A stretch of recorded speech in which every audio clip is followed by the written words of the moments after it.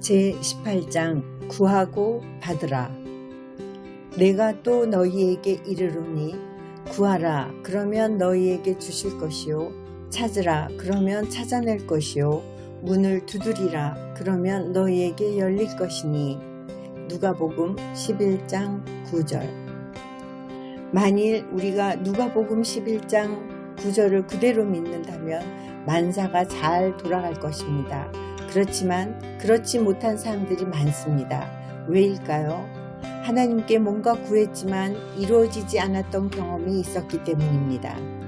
부정적인 경험으로 인해서 이렇게 생각합니다.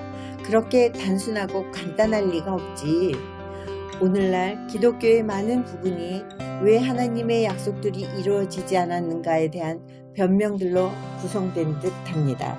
그것은 종교입니다. 왜 당신이 실패자인지, 왜 낙심하여 병들었고 가난한지에 대한 변명입니다. 아주 잘못된 이야기입니다.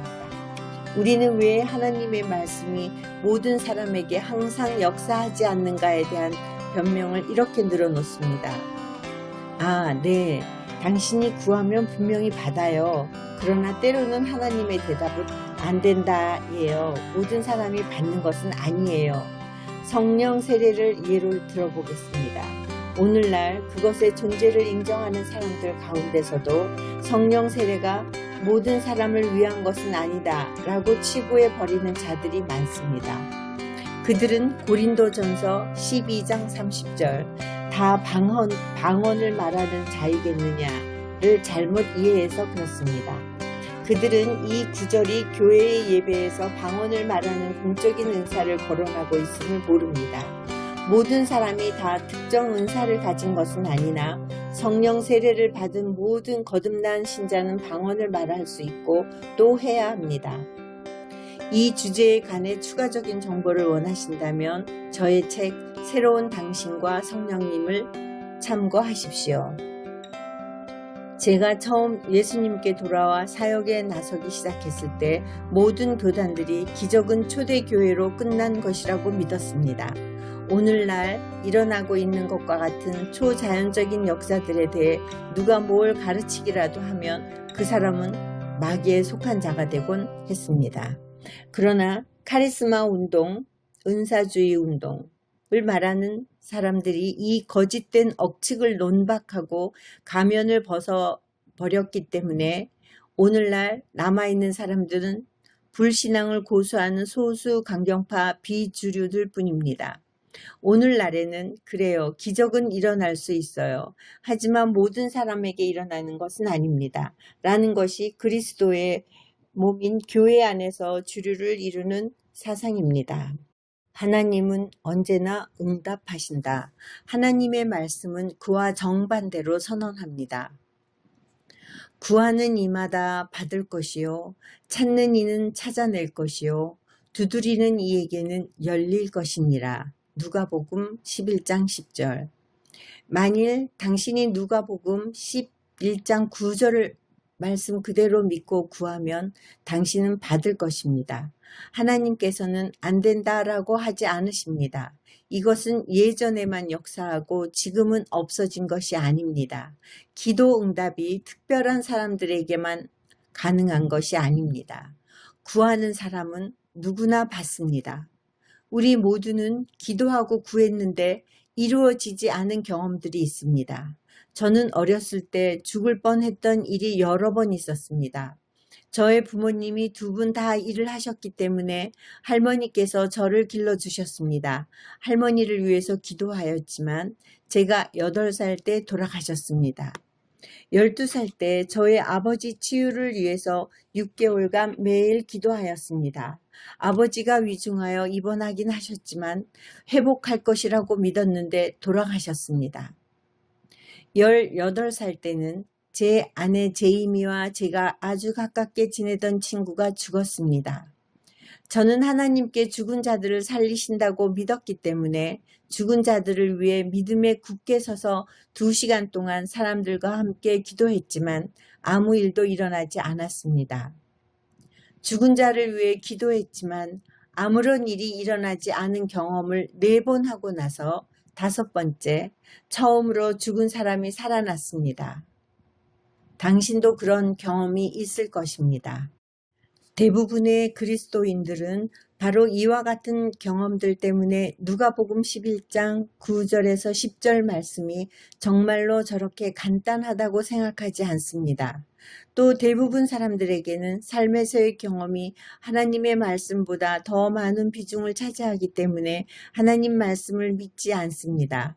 그러나 제가 지금 말씀드리고 있는 것의 요점을 이해하게 된다면 당신이 하나님과 관계하는 방법에 완전한 변화를 가져올 것입니다. 구하여도 받지 못함은 정욕으로 쓰려고 잘못 구하기 때문이라. 야고보서 4장 3절. 물론 하나님의 말씀대로 구해야 합니다. 만일 어떤 것이 그리스도의 구속사역에 속한 것이 아니라면 하나님은 당신에게 그것을 공급해 놓지 않으신 것입니다. 그렇기 때문에 당신이 딴 사람의 배우자를 달라고 기도하면 주지 않으십니다. 음행, 간음, 일부 다처는 예수님의 죽음과 장사됨과 부활을 통해 공급된 것이 아닙니다. 하나님은 생명이십니다. 하나님은 당신이 누구를 죽여달라고 기도하고 구한다고 해서 그렇게 하시지 않습니다. 주님은 그분의 구속사역 안에 모든 좋은 것들을 공급해 놓으셨습니다. 기쁨, 평안, 관계회복, 치유, 부요 등 이런 것들은 당신이 구해도 되는 것들입니다. 하지만 저는 기도했는데 이루어지지 않았어요. 만일 당신이 하나님의 말씀 안에 약속된 것을 구했다면 하나님께서 그것을 당신에게 주셨습니다. 아니에요. 안 주셨어요. 어떻게 그걸 압니까? 보이지 않으니까요. 저런. 받으셨나요? 문제는 바로 하나님께서 응답하셨냐 아니냐를 당신의 오감으로 지각할 수 있다고 생각하는 것입니다. 보고 듣고 느끼고 맛보고 냄새를 맡을 수 없다면 그것은 하나님께서 응답하시지 않은 증거라는 생각이 문제입니다. 이런 딜레마에 대한 해답은 영적인 영역의 존재를 어떻게 이해하느냐에 있습니다. 하나님은 영이십니다. 요한복음 4장 24절. 하나님께서 움직이실 때 그분은 영적인 세계에서 움직이십니다. 당신이 어떤 것을 구한 바로 그 순간 하나님께서 명하셨고 그것은 주어졌습니다. 비록 그것이 영의 영역에서는 이루어진 일이라 할지라도 그것이 자연적 영역에 나타나느냐는 하나님께서 당신의 기도에 응답하셨는가에 좌우되기보다는 당신이 그것을 받은 방법을 아는가에 의해 좌우됩니다. 때로는 기도 응답에 대한 다른 사람들도 관련되어 있기 때문에 이렇게 간단히 말할 수 있는 것은 아니지만 하나님께서 이미 영의 영역에서 당신에게 주신 것을 자연적 영역에서 당신이 어떻게 받느냐의 문제입니다. 하나님은 그분의 말씀에 따른 모든 기도에 응답하십니다.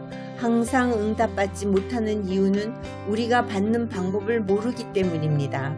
하나님께서 응답을 안 하셨기 때문이 아닙니다. 그럼 제 잘못이라는 겁니까? 네, 그렇습니다. 이렇게 말하면 제게 마음이 상해 이렇게 생각하는 사람들이 있습니다. 당신은 나를 정죄하고 있어요. 아닙니다. 그렇지 않습니다. 다만 제가 말하는 것은 만일 누군가가 응답을 받지 못하고 있다면 그건 하나님 때문이 아니라는 것을 알려드리는 것뿐입니다.